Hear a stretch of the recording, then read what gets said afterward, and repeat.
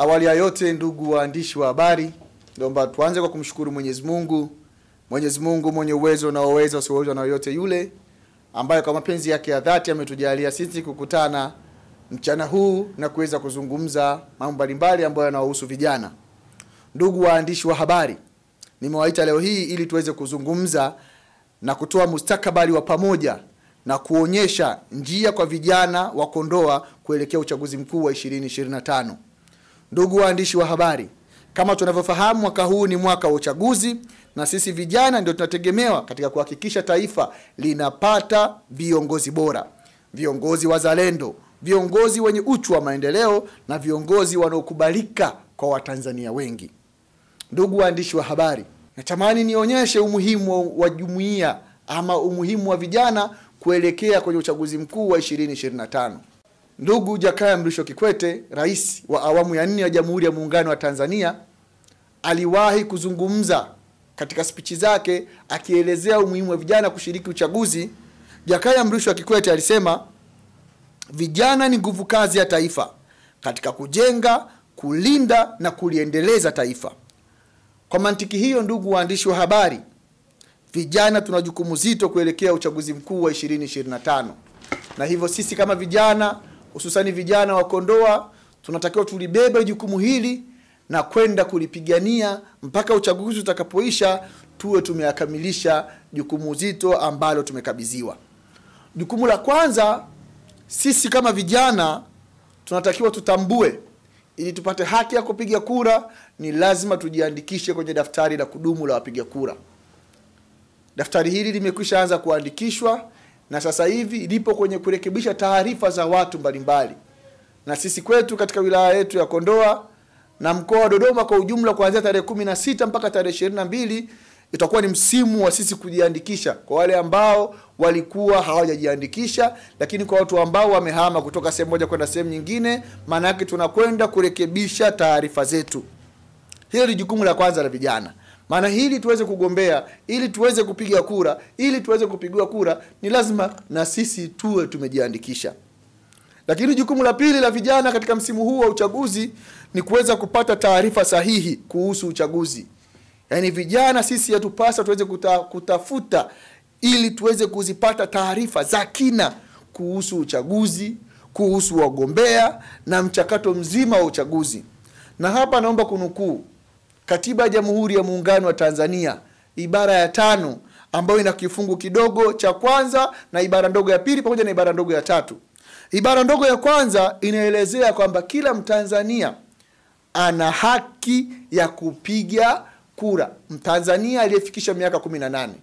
Ambapo ibara ndogo ya pili inaweka exception. Sasa kuna baadhi ya watu ambao inawatoa kwenye kundi hili la kuweza kupiga kura.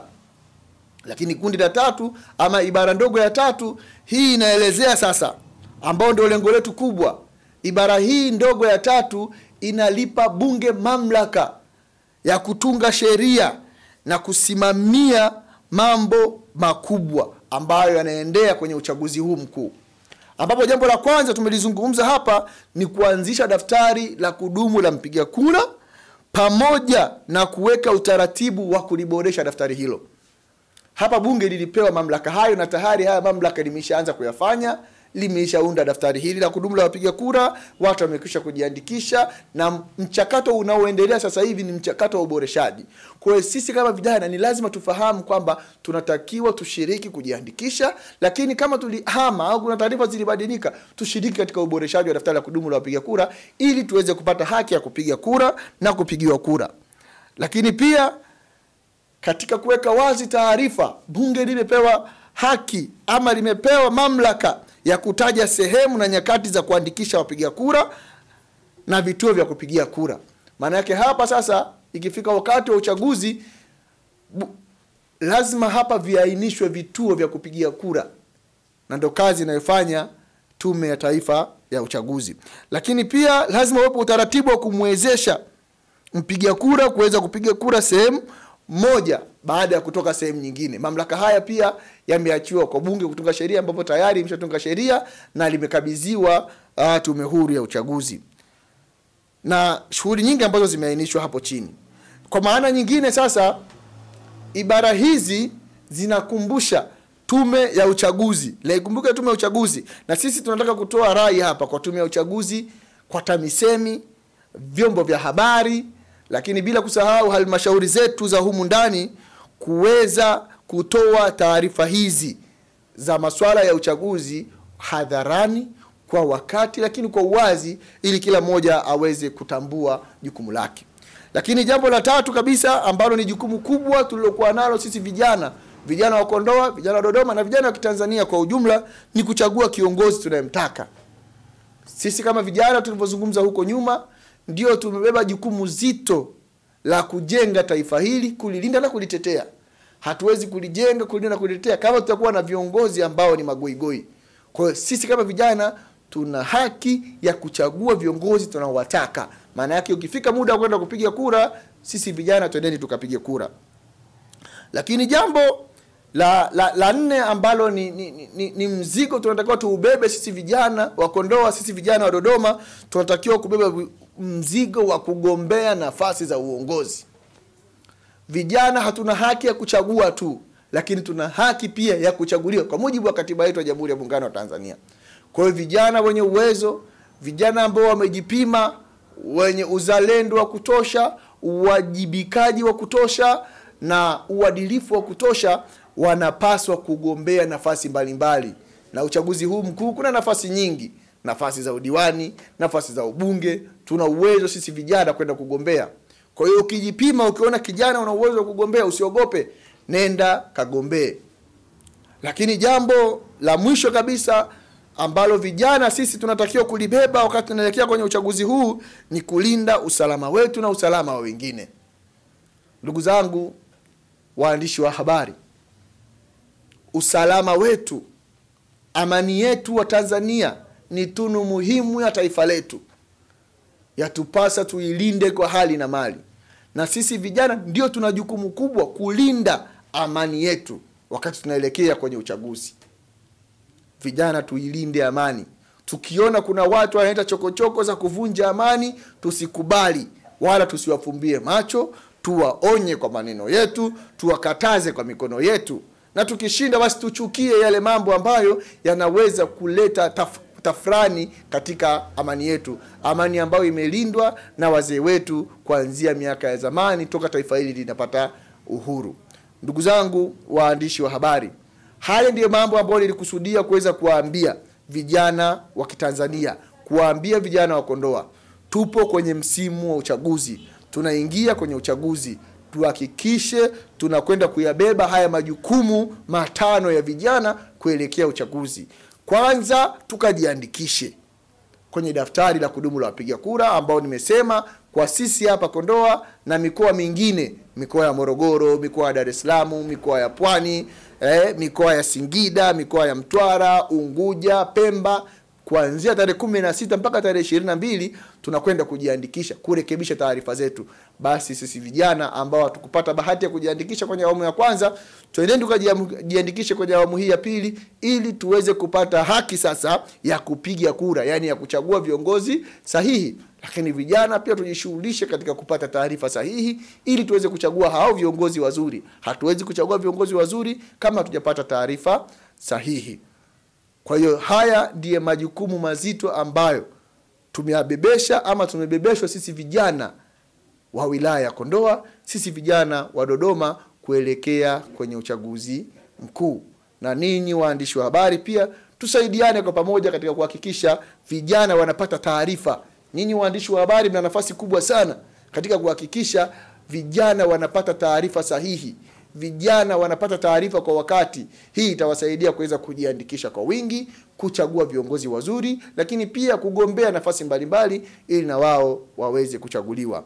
Kwa tamko hilo sasa, kama kuna swali lolote naomba muweze kuniuliza ili tuweze kulitolea ufafanuzi wakati tunaelekea 2025 kwenye uchaguzi mkuu wa Jamhuri ya Muungano wa Tanzania.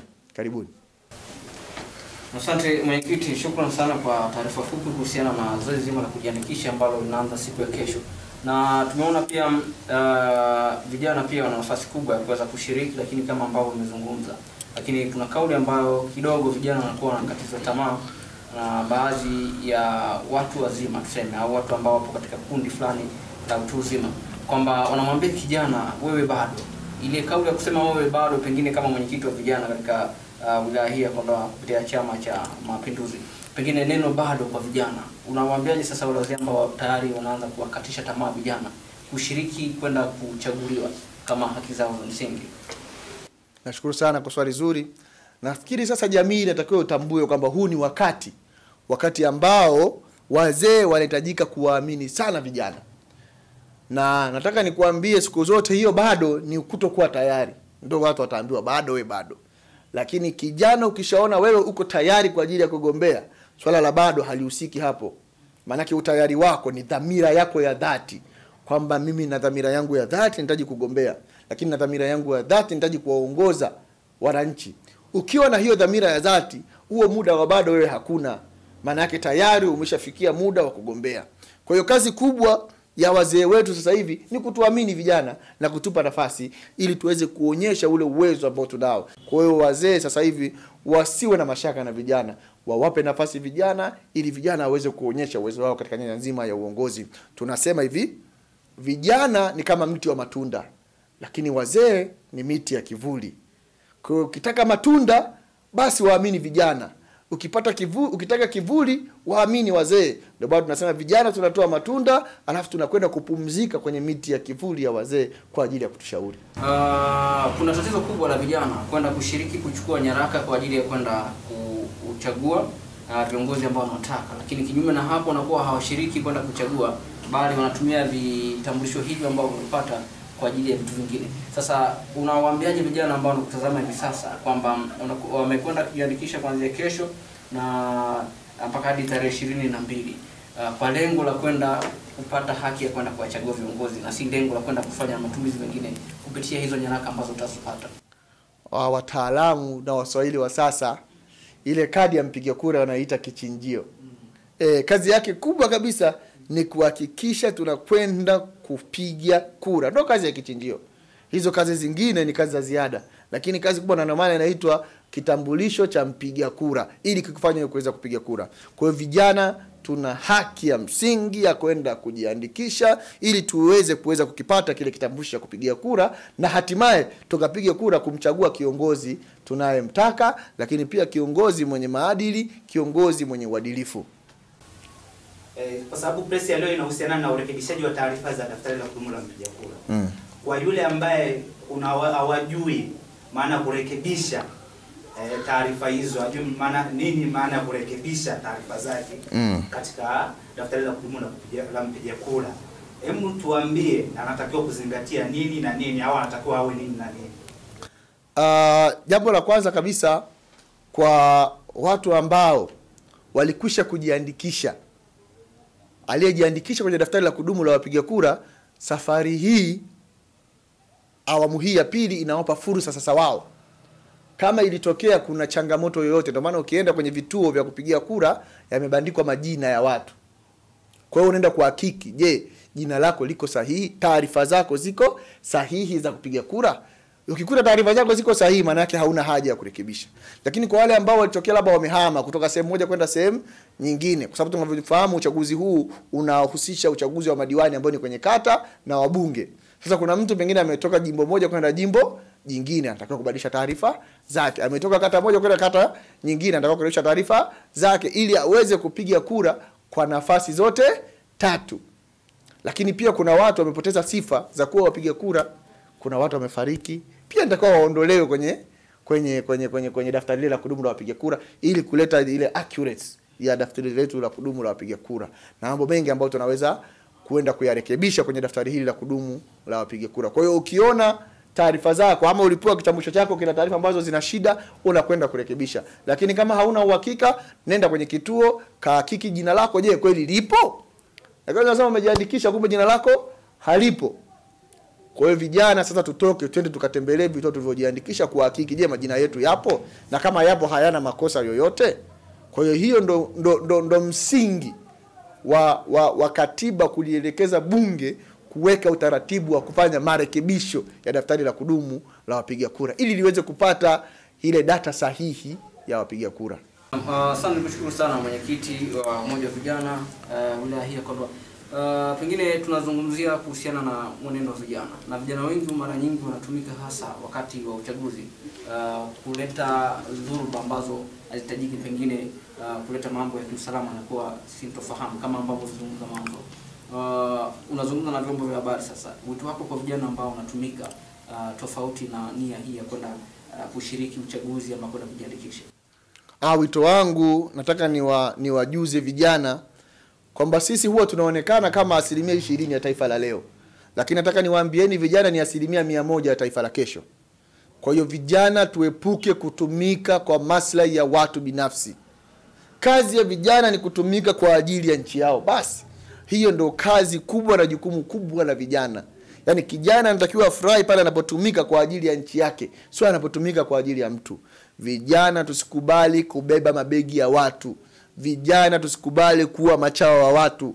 Vijana tusikubali kuwa watumishi wa watu. Vijana twendeni tukalitumikie taifa letu, tukalijenge taifa letu na kulilinda taifa letu. Sisi ni watu muhimu sana kwenye taifa hili. Na ukiangalia hata Mheshimiwa Rais wa Jamhuri ya Muungano wa Tanzania, Rais Samia Suluhu Hassan, ameona thamani ya vijana. Hata ukiangalia sasa hivi teuzi zake nyingi, vijana wengi wanaaminiwa. Hii ni kwa sababu anataka kuwaonyesha umma kwamba vijana sio wabeba mabegi. Vijana nao wanatakiwa kubebewa mabegi.